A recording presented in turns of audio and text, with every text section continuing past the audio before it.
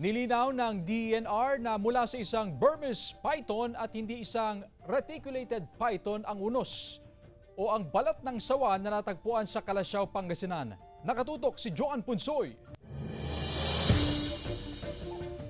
Tumulong na rin sa pag-iimbestiga ang Community Environment and Natural Resources Office Central Pangasinan kaugnay sa natagpuang hunos o pinagbalatan ng sawa sa Barangay Bod, Kalasyaw, Pangasinan. Nilinaw ng Senro na mula sa Burmese python ang hunos at hindi reticulated python na unang napaulat. Reticulated po kasi ma'am is hindi po siya buo or more or nalalagas po siya or nasi-shred na po siya along the shedding process po niya.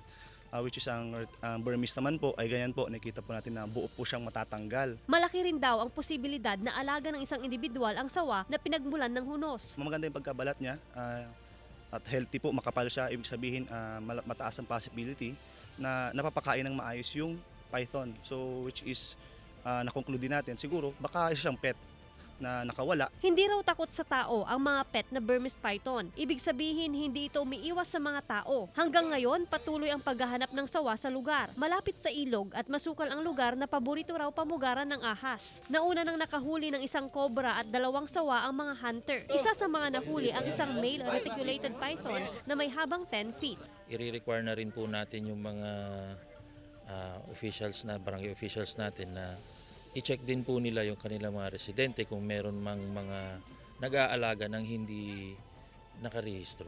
Kasama si Jing Dakanay, Joan Punsoy, One North Central Luzon.